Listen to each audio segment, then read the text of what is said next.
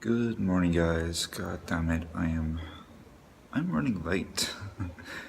But I rang work, I called work, and they seem okay with it. So I'm just gonna get there as soon as I can. So I'm waiting at the train station here, and it's still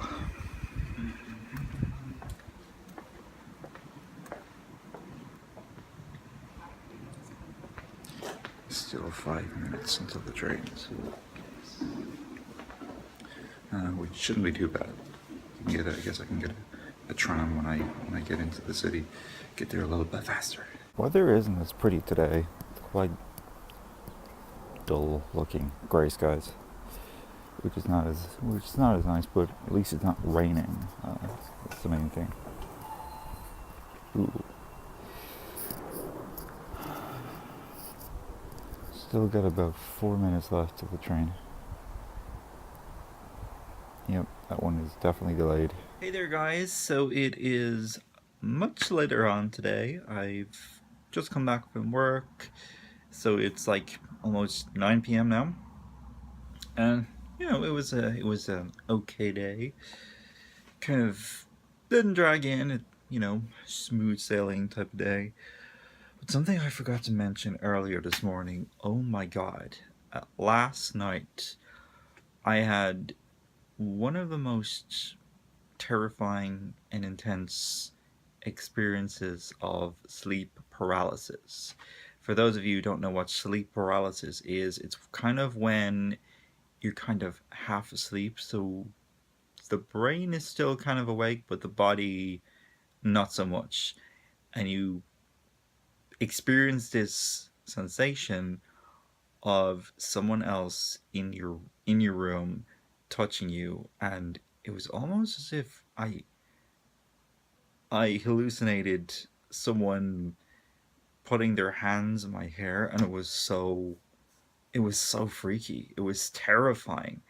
And so while I'm hallucinating this happening, I'm lying in bed and I'm unable to move, unable to scream. So I go to actually scream. Nothing comes out for a couple of seconds. Then eventually I let out this very, very loud scream. And obviously my parents are in the next room and they hear me, and it's like, oh God. I told them that it was a dream.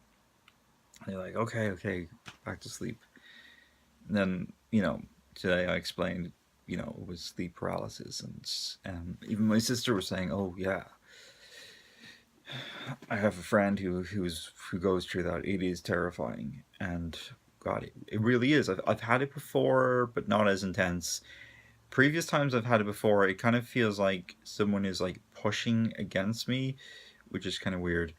Or else someone is, I don't know, it's like touching me in some way, and then I just kind of sort of try and shake my legs, and then eventually I just kind of wake myself up fully, and then I'm able to shake my legs, and then it goes away. It is just something that happens when our brains are like not fully alert, and it's terrifying, but yeah.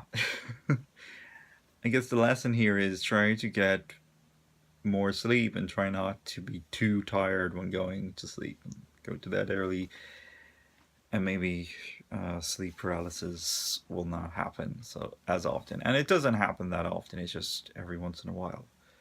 But when it does happen, oh my god, it is terrifying. But that episode of it, so to speak, was the most terrifying. It is absolutely terrifying. It's like you think that someone is like after sneaking in your room, and it's like, oh my god. So thank God I'm an atheist, or I would be like believing that the evil spirits are coming to get me. Ooh. Um, but I do understand some things about the science of why this happens, so I can post rationalize the experience of it, and I can know that what is going on is just a little bit of a hallucination. I'm not going crazy. I don't think. I hope not, anyway. So yeah, that was my wonderful night's sleep, which was Obviously not that wonderful, but I eventually got some sleep in the end.